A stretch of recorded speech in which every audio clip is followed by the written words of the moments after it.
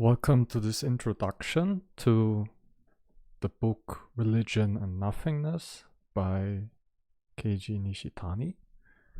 So what I will do in this video is that I will read the first two sections from the first chapter of the book, and I just hope that I can give you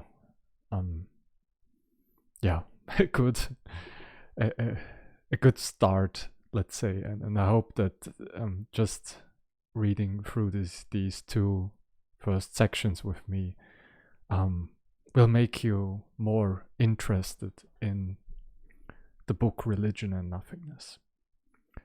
So the first chapter of the book is called What is Religion? And I think Nishitani chose this title because it is, in a sense, also reminiscent of how Martin Heidegger started many of his lectures, and what is metaphysics, what is called for thinking, and so forth.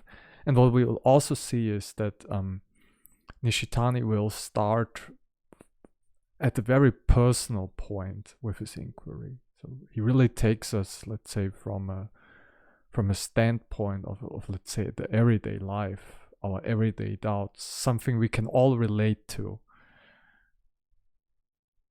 And there's always this back and forth between, let's say, the profoundly personal, and then also, let's say, the more philosophical, metaphysical issues. And that this is something I really admire about Nishitani's writings. What is religion, we ask ourselves? Or, looking at it the other way around, what is the purpose of religion for us? Why do we need it?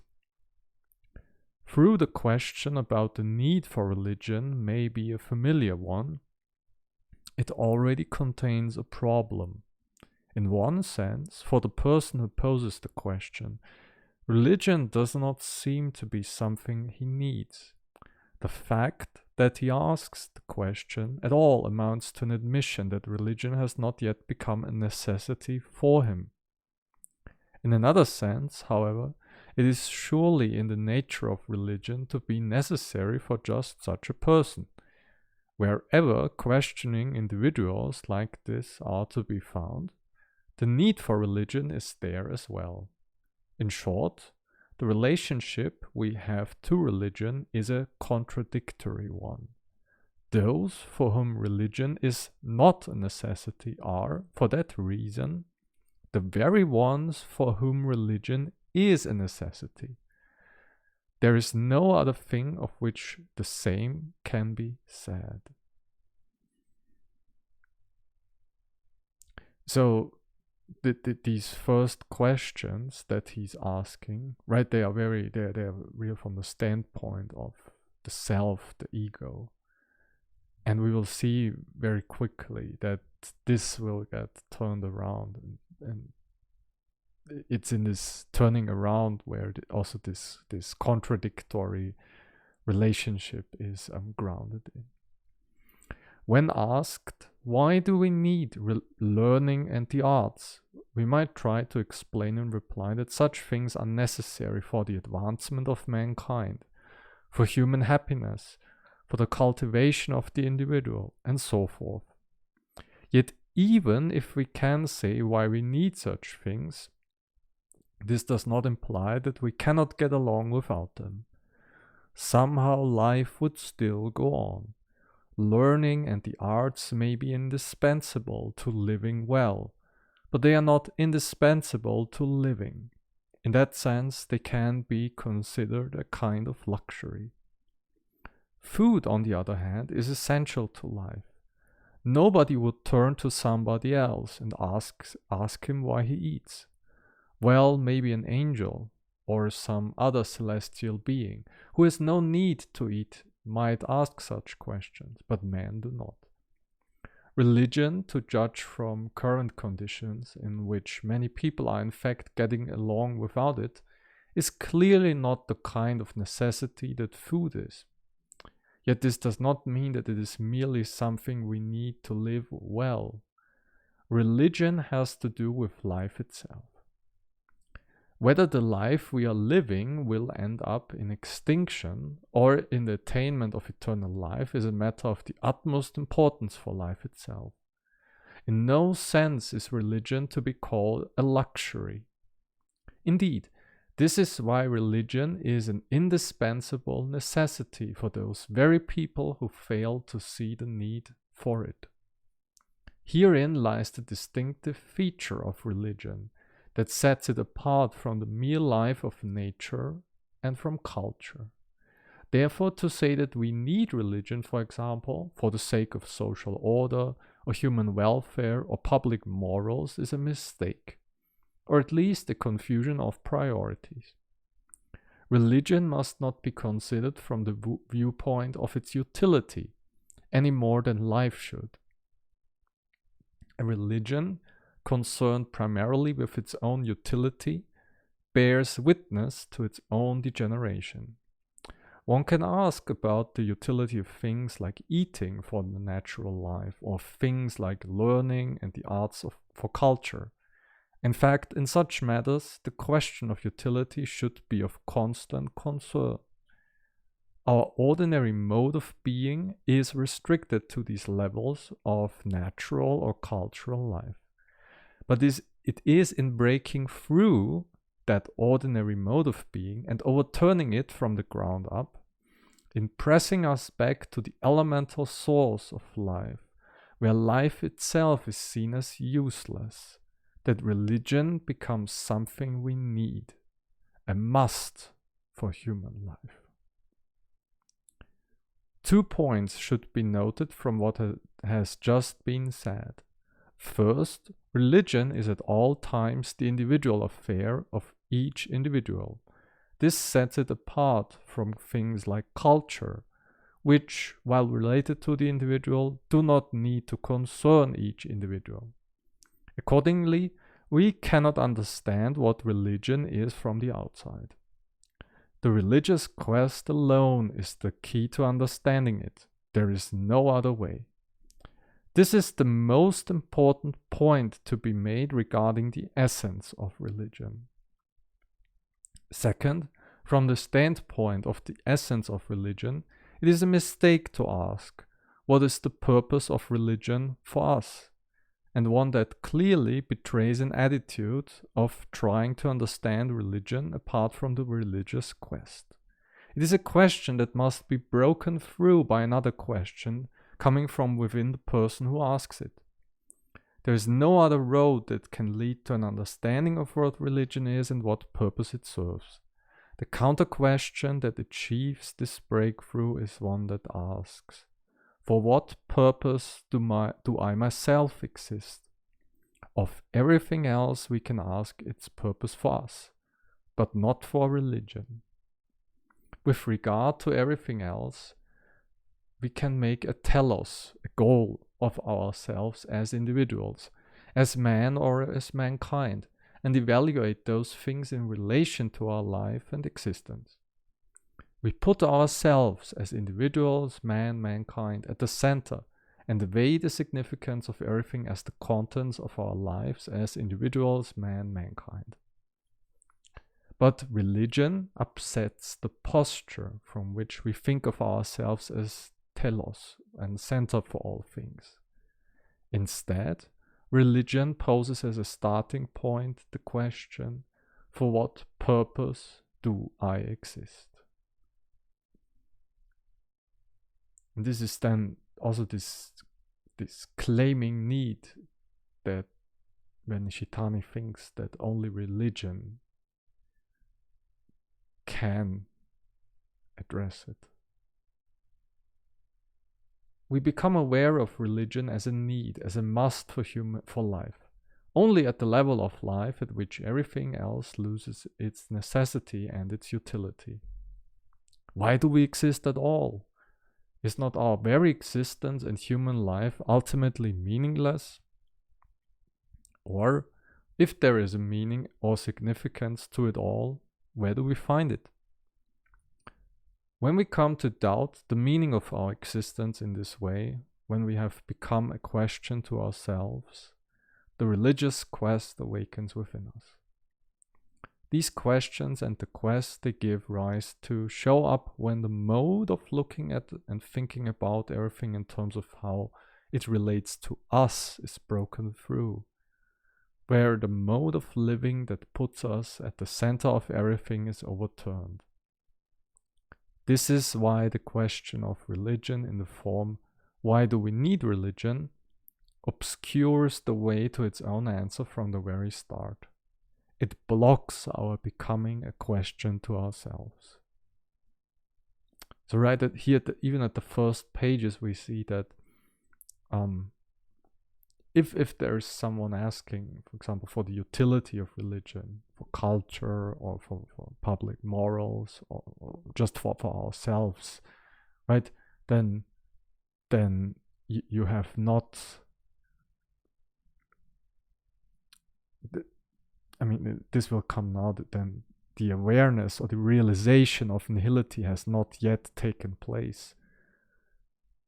So this existential step, we can really ask why is it that we, like, what purpose do I exist? Where religion really becomes a necessity. In the former case, this has not yet been achieved, and then, right, we find ourselves in this position where we for Nishitani, we cannot really ask about religion. The point at which the ordinarily necessary things of life, including learning and the arts, all lose the necessity and utility, is found at those times when death, nihility, or sin, or any of those situations that entail a fundamental negation of our life, existence, and ideals, that undermine the root hold of our existence and bring the meaning of life into question, become pressing personal problems for us. This can occur through an illness that brings one face to face with death, or through some turn of events that robs one of what had made life worth living. This is perhaps also interesting. Nishitani himself, his father died because of tuberculosis when Nishitani was, I think, 15 years old. And a little bit later, Nishitani himself contracted the disease and stayed in the hospital for many months. And he writes about this time that it was a period without hope, where he was thinking about death all the time. So, right, this is really a personal issue also for Nishitani, but I think everyone of us can relate to this to some extent. Take, for example, someone for whom life has become meaningless as a result of the loss of a loved one, or of the failure of an undertaking on which he had staked his all. All those things that had once been of use to him become good for nothing. The same process takes place when one comes face to face with death and the existence of the self. One's self-existence stands out clearly in relief against the backdrop of nihility. Questions crowd in upon one. Why have I been alive? Where did I come from and where am I going? A void appears here that nothing in the world can fill. A gaping abyss opens up at the very ground on which one stands. In the face of this abyss, not one of all the things that had made up the stuff of life until then is of any use. In fact, that abyss is always just underfoot. In the case of death, we do not face something that awaits us in some distant future, but something that we bring into the world with us at the moment we are born. Our life runs up against death at its every step. We keep one foot planted in the veil of death at all times. Our life stands poised at the brink of the abyss of nihility, to which it may return at any moment. Our existence is an existence at one with non-existence, swinging back and forth on nihility, ceaselessly passing away and ceaselessly regaining its existence. This is what is called the incessant becoming of existence. Nihility refers to that which renders meaningless the meaning of life. When we become a question to ourselves and when the problem of why we exist arises, this means that nihility has emerged from the ground of our existence and that our very existence has turned into a question mark. The appearance of this nihility signals nothing less than that one's awareness of self-existence has penetrated to an extraordinary depth. Normally we proceed through life, on and on, with our eye fixed on something or other, always caught up with something within or without ourselves. It is these engagements that prevent the deepening of awareness. They block off the way to an opening up of that horizon on which nihility appears and self-being becomes a question.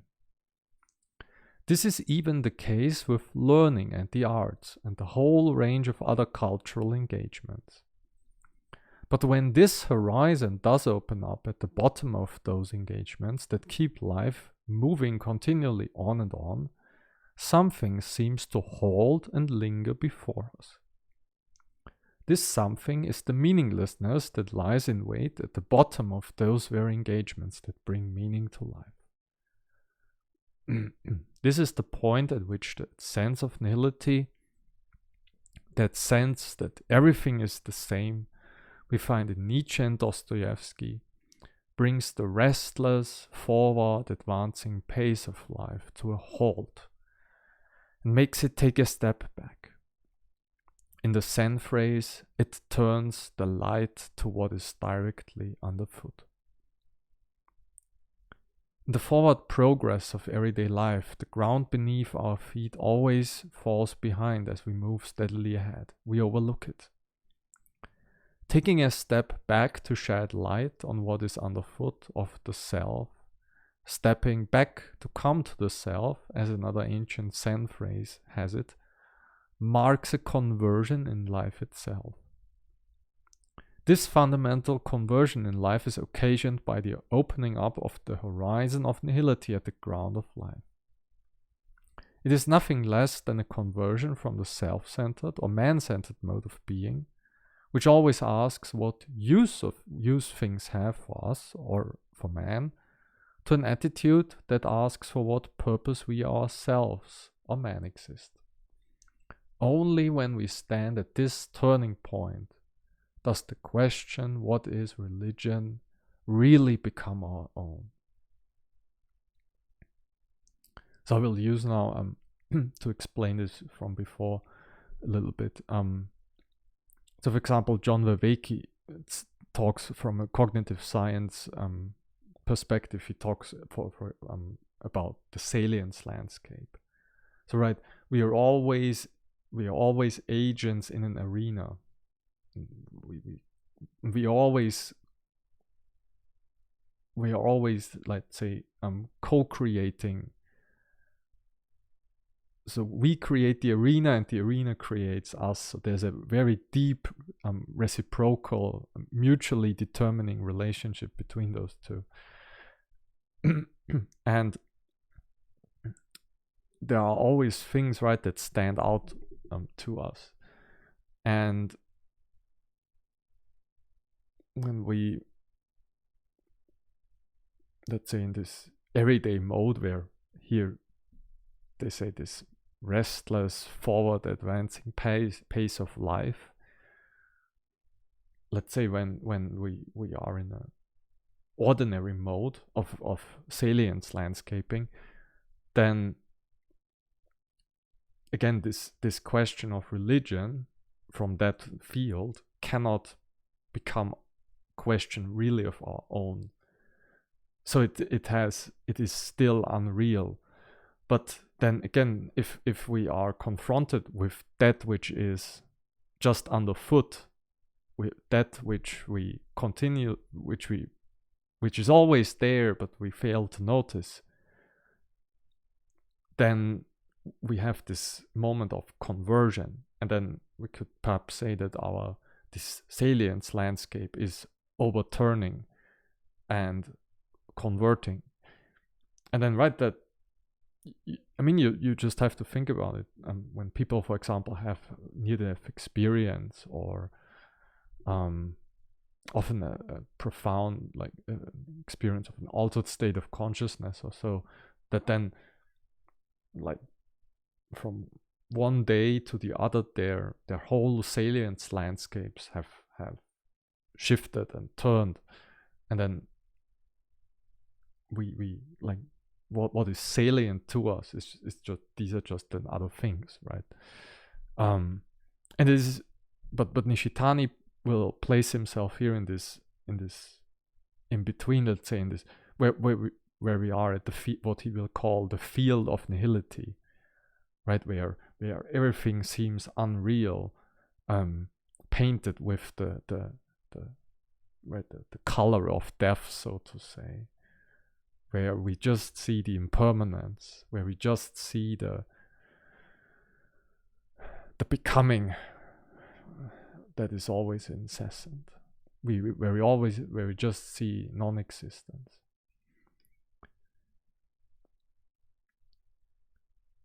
And in the second section of the first chapter, Nishitani will now just, first of all, he will talk about what religion means for him, and then he will outline how ambiguous our talk about reality is. Being the multifaceted reality that it is, religion can be approached from any number of different angles. It is commonly defined as the relationship of man to an absolute, like God. But as that definition may already be too narrow, there are those who prefer, for example, to speak in terms of the idea of the holy. If this relationship is taken more concretely, however, still other possible angles of approach suggest themselves. For instance, the relationship of man to God may be spoken of as the abandonment of self-will in order to live according to the will of God, as the vision or knowledge of God, or as the unveiling of God to the self or in the self. Again, it may be thought of as the immediate perception of the absolute dependency of self-existence on divine existence, or as man's becoming one with God. One might as well pursue the view that it is only in religion that man becomes truly himself, that the self encounters its original countenance. Furthermore, it is possible to regard the essence of religion, as Schleiermacher does in his Reden über die Religion, speeches about religion, as the intuition of the infinite in the finite, as feeling the universe. On a variety of counts, of course, each of these views is open to criticism. Rather than enter any further into their discussion here, I should like instead to approach religion from a somewhat different angle, as the self-awareness of reality, or more correctly, the real self-awareness of reality. By the self-awareness of reality, I mean both are becoming aware of reality, and at the same time, the reality realizing itself in our awareness. The English word realize, with its twofold meaning of actualize and understand, is particularly well suited to what I have in mind here, although I am told that its sense of understand does not necessarily connote the sense of reality coming to actualization in us. Be that as it may, I am using the word to indicate that our ability to perceive reality means that reality realizes, actualizes itself in us. that this in turn is the only way that we can realize, appropriate through understanding, the fact that reality is so realizing itself in us. And that in so doing, the self-realization of reality itself takes place. It follows that realization in its sense of appropriation differs from philosophical cognition.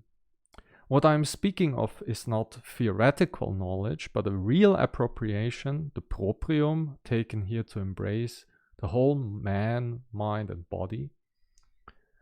This real appropriation provides our very mode of being with its essential determination. The real perception of reality is our real mode of being itself and constitutes the realness that is the true reality of our existence. This perception of reality can constitute the realness of our existence because it comes into being in unison with the self-realization of reality itself. In this sense, the realness of our existence as the appropriation of reality belongs to reality itself as the self-realization of reality itself. In other words, the self-realization of reality can only take place by causing our existence to become truly real. The question will no doubt arise as to what this reality signifies. If the question is posed merely in the form of the usual request for knowledge, in expectation of a simple conceptual response, then it is inappropriate to the reality I'm speaking of here. In order for it to become a real question, one that is asked with the whole self, body, and mind, it must be returned to reality itself. The question that asks about reality must itself become something that belongs to reality. In that vein, I should like to try to interpret the religious quest as man's search for true reality in a real way, that is, not theoretically and not in the form of concepts, as we do in ordinary knowledge and philosophical knowledge. And from that same angle, to attempt an answer to the question of the essence of religion by tracing the process of the real pursuit of true reality. So right, for Nishitani, religion is, in a sense, it's about becoming a lover of reality, I would say. Becoming, so like creating like a kind of holding in the world where, let's say, that this real appropriation he's talking about here, where man, mind, and body are all involved, this can really take place. And right, this is also, I think, it's very ancient understanding of religion, because right, religion in its original meaning means to bind, to prehend, to connect. So it's about connection. That's really the issue here with his talk about reality. And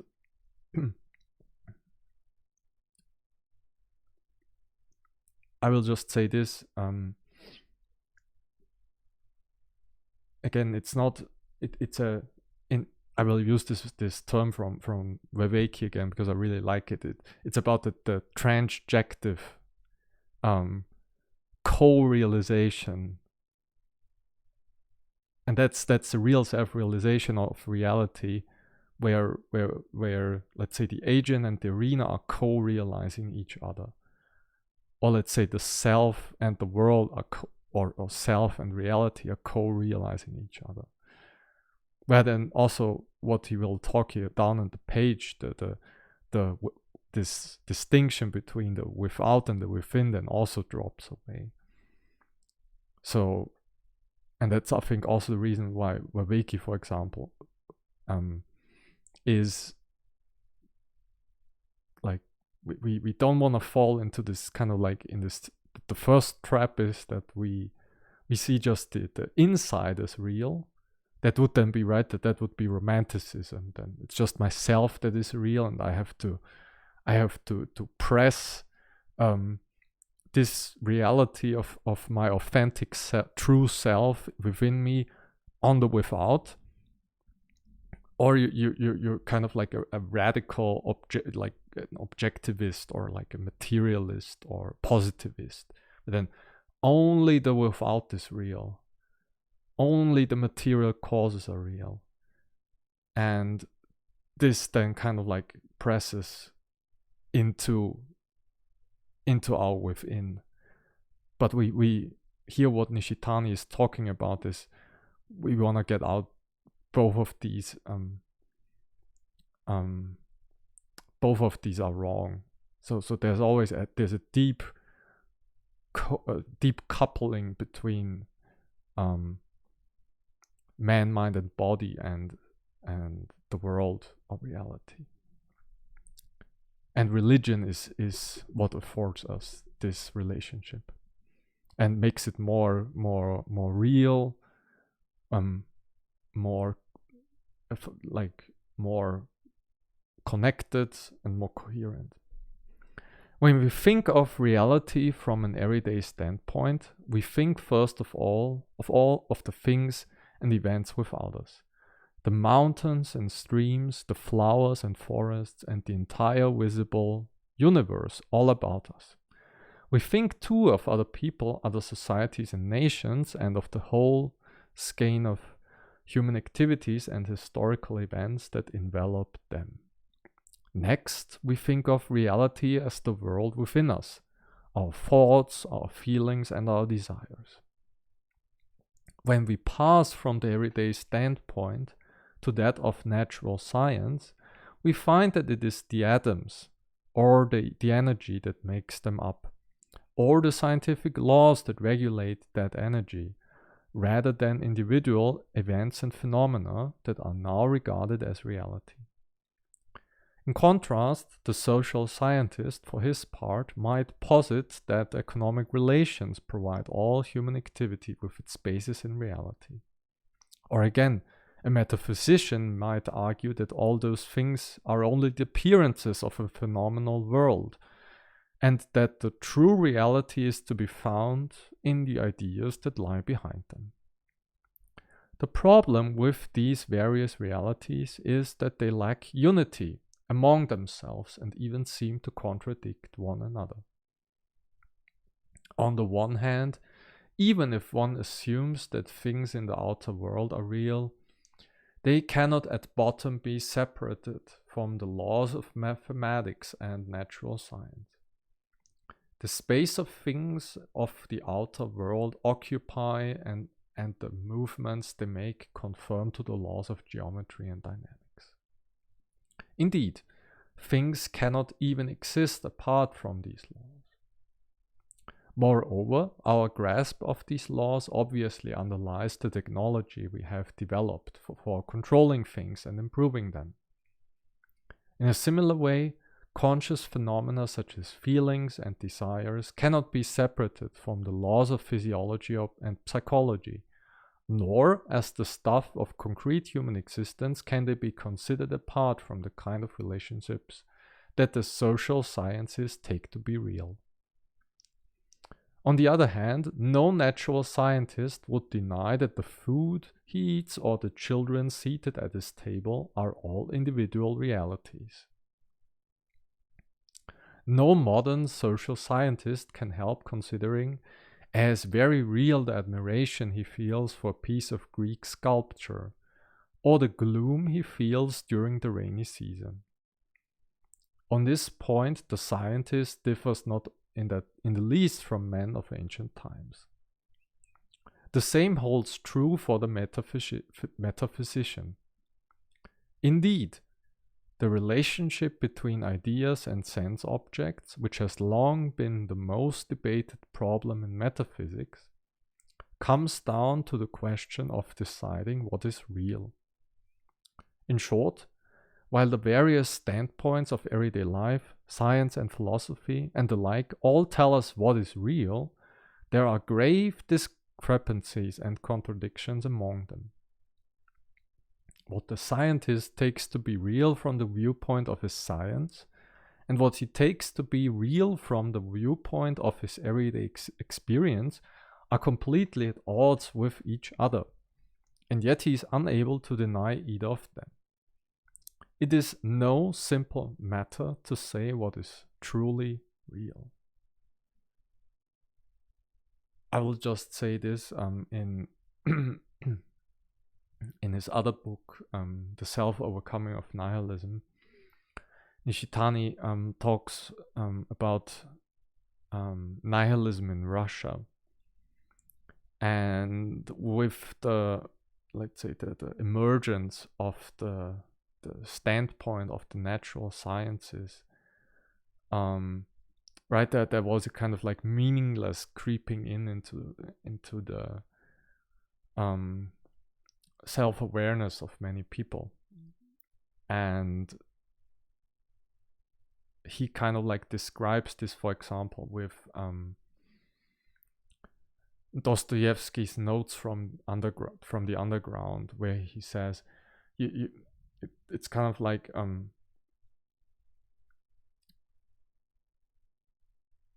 everyday life kind of like has lost its reality if we just affirm the standpoint of the natural sciences, but then at the same time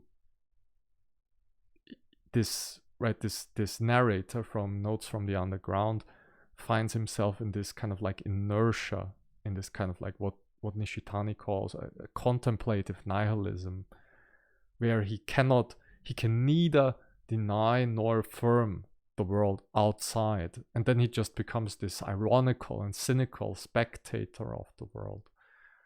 And because he cannot deny it, because that what the natural sciences tell us, what, let's say, the laws of nature, the laws of physics and so forth, they are equally real. But Nishitani there really outlines this greatly, how many people kind of like they fall into this in this inert mode of being, and then they just become passive spectators, because this world that we have now, after, let's say, the death of God, to speak with Nietzsche, right, it has become, again in Nietzsche's word, has it not become colder?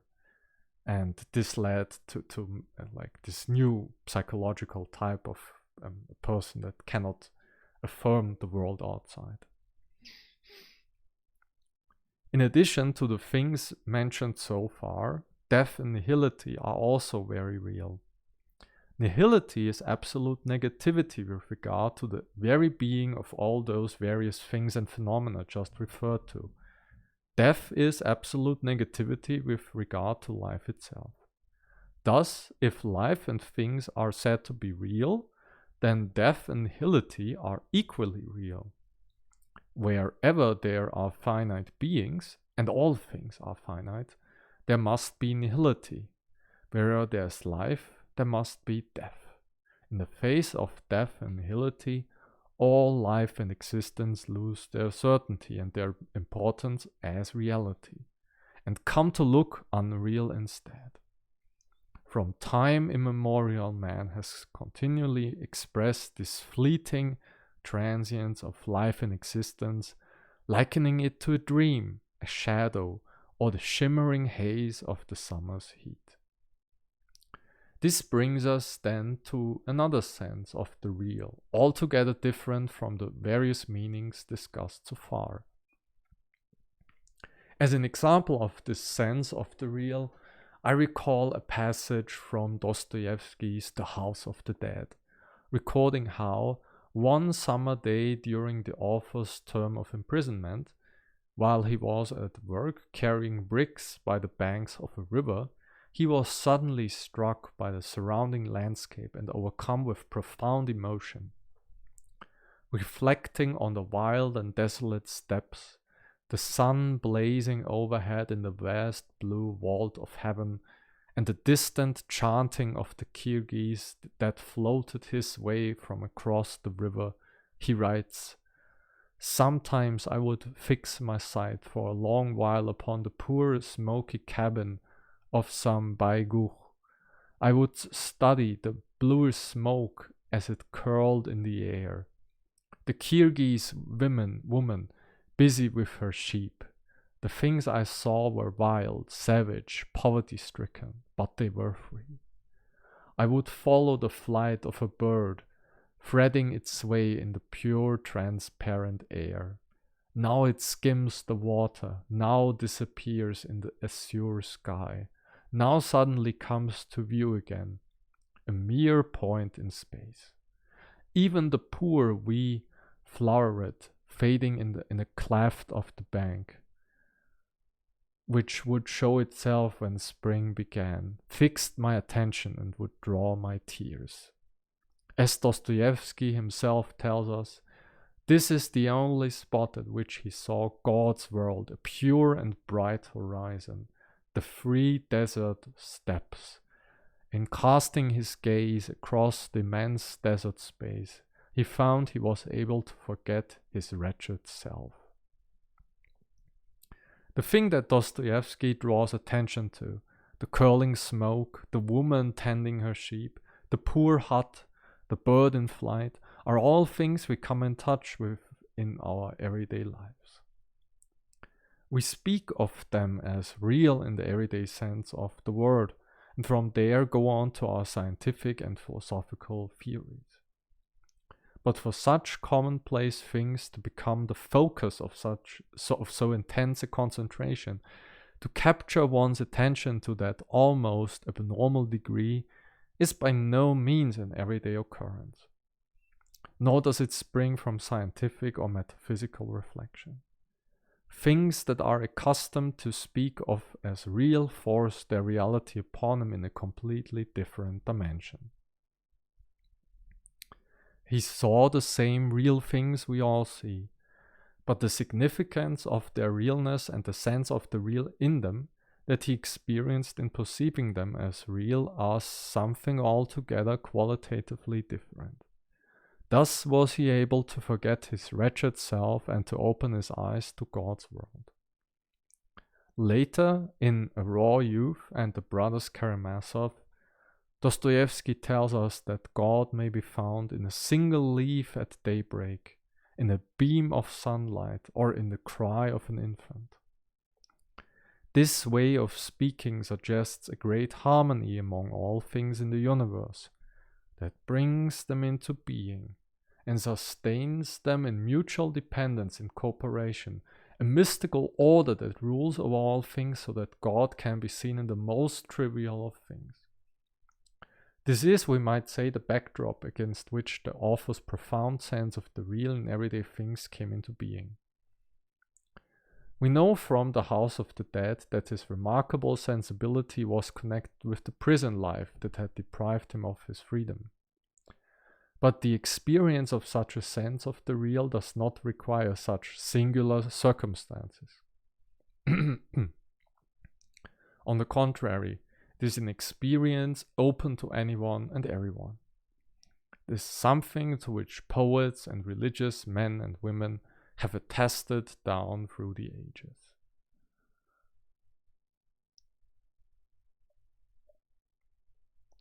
Although we ordinarily think of things in the external world as real, we may not actually get in touch with the reality of those things. I would venture to say that in fact we do not. It is extremely rare for us to fix our attention on things as to lose ourselves in them. In other words, to become the very things we are looking at. To see through them directly to God's world or to the universe in its infinitude is even rarer. We are accustomed to seeing things from the standpoint of the self. One might say that we look out at things from within the citadel of the self, or that we sit like spectators in the cave of the self. Plato, it will be recalled, likened our ordinary relationship to things to being tied up inside a cave, watching the shadows passing to and fro across its walls, and calling those shadows reality. To look at things from the standpoint of the self is always to see things merely as objects, that is, to look at things without from a field within the self. It means assuming a position vis-a-vis things from which self and things remain fundamentally separated from one another. This standpoint of separation of subject and object, or opposition between within and without, is what we call the field of consciousness. It is from this field that we ordinarily relate to things by means of concepts and representations. Hence, for all our talk about the reality of things, things do not truly display their real reality to us. On the field of consciousness, it is not possible, really, to get in touch with things as they are. That is, to face them in their own mode of being and on their own home ground. On the field of consciousness, self always occupies center stage. So I will just say this for example. This becoming the very things we are looking at. This is really one of the key ideas also that were driving Nishida and Nishitani's teacher and Nishitani himself. And I would say that also these Japanese arts, calligraphy, tea ceremony, and so forth, that they really they're really about that, right? Where there's this deep immersion with self, or the awareness of the self, and the very thing we are participating with in our actions. And that's this knowing by becoming, or becoming by knowing. I think that there's a deep coupling. I think when John Vervaeke talks about his participatory knowing, this is the same thing. We also think of our own selves and of our own inner thoughts, feelings, and desires as real. But here too it is doubtful whether we properly get in touch with ourselves, whether our feelings and desires and so forth are in the proper sense really present to us as they are, and whether those feelings should be said to be present on their own home ground and in their own mode of being. Precisely because we face things on a field separated from things, and to the extent that we do so, we are forever separated from ourselves. Or, to put it in positive terms, we can get in touch with ourselves only through a mode of being that puts us in touch with things from the very midst of those things themselves. We are, of course, accustomed to set ourselves against what is without by looking at it from within, and then to think of ourselves as being in our own home ground and in touch with ourselves when we do so. Such is the bias of consciousness. In fact, however, the self that is self-centered in its relation to the without is a self that is separated from things and closed up within itself alone. It is a self that continually faces itself in the same way. That is, the self is set ever against itself as something called self and separated from other things. This is the self of self-consciousness, wherein a representation of the self in the shape of something or other is always intervening, keeping the self from being really and truly on its own home ground. In self-consciousness, the self is not really and truly in touch with itself. The same can be said in the case of the internal consciousness of feelings, desires, and the like. Things, the self, feelings, and so forth are all real, to be sure. On the field of consciousness, where they are ordinarily taken for real, however, they are not present in their true reality, but only in the form of representations. So long as the field of separation between within and without is not broken through, and so long as a conversion from that standpoint does not take place, the lack of unity and contradiction spoken of earlier cannot help but prevail among the things we take as real. This sort of contradiction shows up, for example, in the opposition between materialism and idealism. But even before it shows up on the level of thought, it is already there beneath the surface of our everyday modes of being and thought. The field that lies at the ground of our everyday lives is the field of an essential separation between self and things. The field of consciousness, within which a real self-presentation of reality cannot take place at all. Within it, reality appears only in the shape of shattered fragments, only in the shape of ineluctable self-contradictions. This standpoint, which we may best call the self-contradiction of reality, has come to exercise a powerful control over us. Never more so than since the emergence of the subjective autonomy of the ego in modern times. This latter appears most forcefully in the thought of Descartes, the father of modern philosophy. As is commonly known, Descartes set up a dualism between res cogitans, which has its essence in thought or consciousness, and res extensa, which has its essence in physical extension.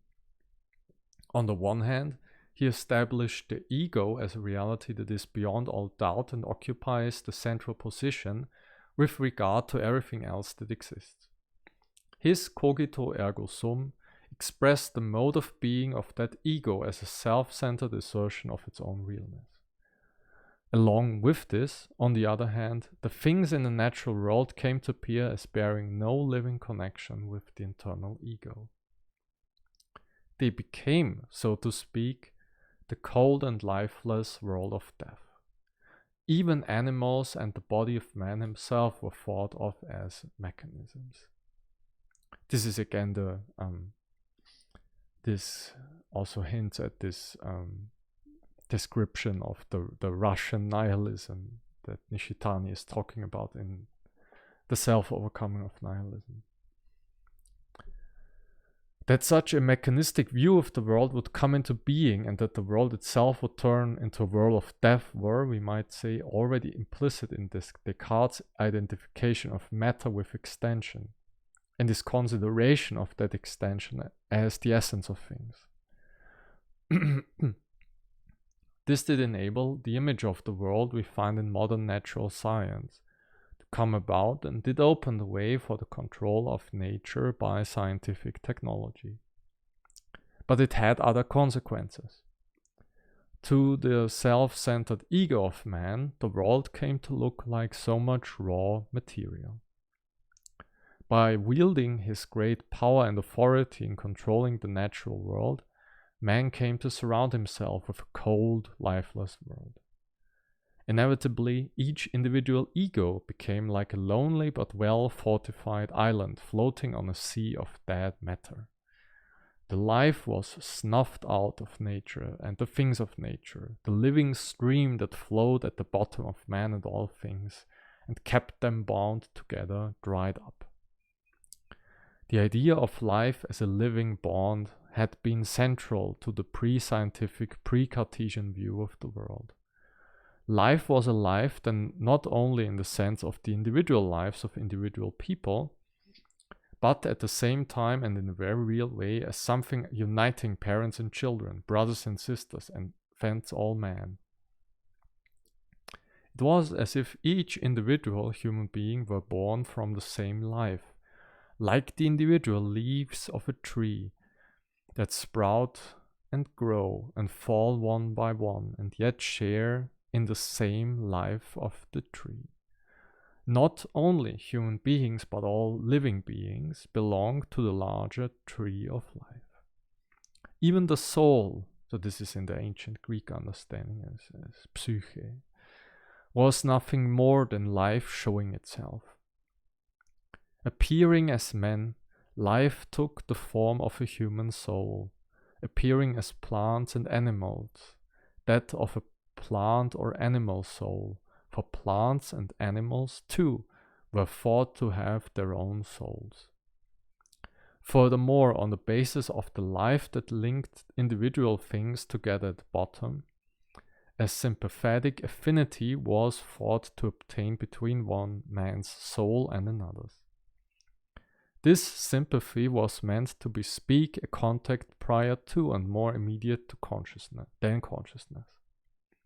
It was meant to point to the field of the most immediate encounter between man and man, at the ground of the instincts and drives that underlie all thought, feeling, and desire. More than that, the same sympathy was thought to exist not only among men, but among all living things. In other words, the vital connective that bound individual beings to one another was thought to appear as a field of psychic sympathy between souls. Of course, this view seems to have all but been wiped out completely by the modern mechanistic view of nature. But is that cause enough simply to dismiss it as antiquated? On a summer's night, a mosquito flies into my room from the outside. It buzzes about merrily as if cheering itself for having found its prey. With a single motion, I catch it and squash it in the palm of my hand. In that final moment, it lets out a shrill sound of distress. This is the only word we can use to describe it. The sound it makes is different from the howling of a dog or the screams of a man, and yet in its essence it is the self-same sound of distress. It may be that each of these sounds is but vibrations of air moving at different wavelengths, but they all possess the same quality or essence that makes us hear them as signals of distress. Does not our immediate intuition of the distress and the sound of the mosquito take place on a field of psychic sympathy? Might we not also see here the reason that that the ancients believed animals to have souls? In this sense, whatever modern mechanistic physiologists or functionalist psychologists who are busy trying to raise the notion of soul might make of it, let it be said that there is something, even in animals, that we have no other name for than the one that has come down to us from the past. Soul. Just what this something ought to be said to consist of is, of course, another problem. It may no longer be necessary to think of the soul as some special substance. Perhaps it is not even possible to continue to think of it as something with an independent existence that takes up lodging within the body. This is, I think, important because modern cognitive science again, it tells us that even mind, right, is not just within us, but again, it's co-created, it's extended. It's always like it's not we have this what they call distributed cognition. We have a net of minds that is creating the arena of our shared reality. Just think about just when we think about, let's say, our ecosystem, let's say, then the flies or the bees are also really, right, they're really important because they also co-create our ecosystem. And in a sense, so right, we share this. It's even right when we think about, for example, that there has been in psychology a thesis, right, that self-consciousness evolved by kind of like this co-creative relationship of man with snakes, because right, the snake is this is this dangerous animal at the ground that was always chasing us, and so I think right, we can perhaps look at what Nishitani is saying here in this way as well. And I just say this because someone like, again, these people like Evan Thompson or John Vervaeke, they are they're very sympathetic also to ancient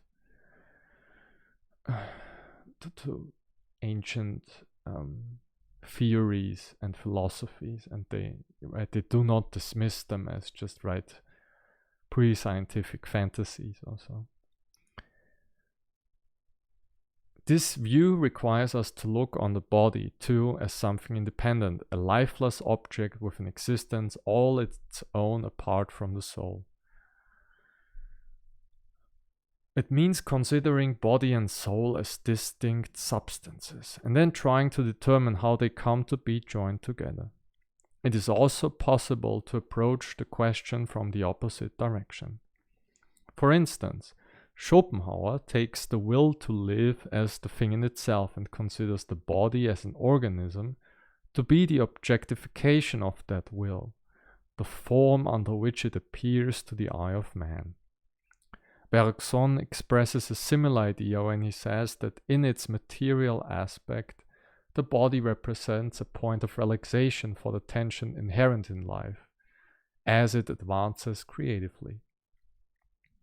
In both cases, individuals appear as individualizations of something else, be it will or life that is at work within them. This is another possible way of viewing the soul. Along this same line, ancient peoples imagined that one soul could take on a variety of different animal bodies in succession, which belief then led to such notions as reincarnation or metempsychosis. So that's like transmigration, where after you die, your soul will become reincarnate in another body.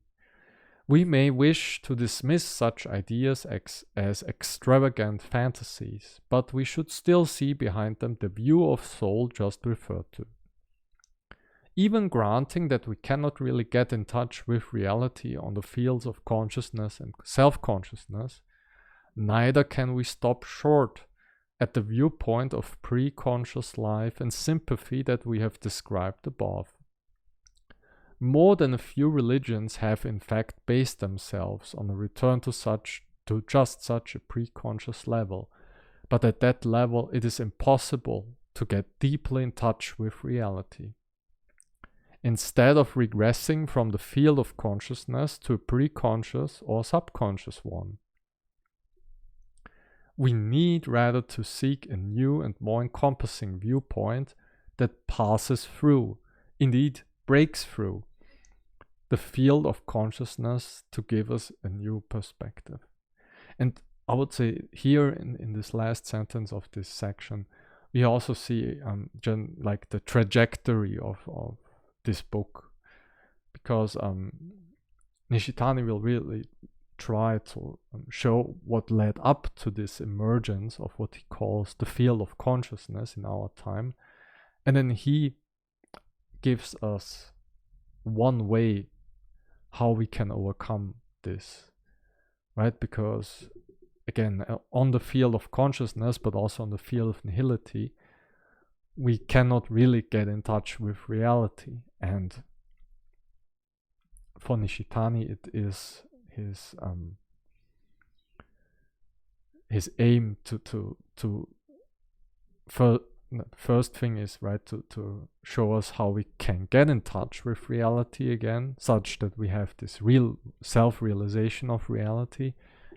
And then, right, he will bring this into this discussion with religion, because when we are in touch with reality in this way, then that is religion. That is a religious way of being in the world, so to say.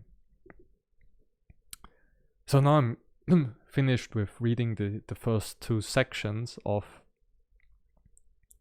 the first chapter of Religion and Nothingness. I hope you enjoyed this talk and me going through these two first sections, and I hope this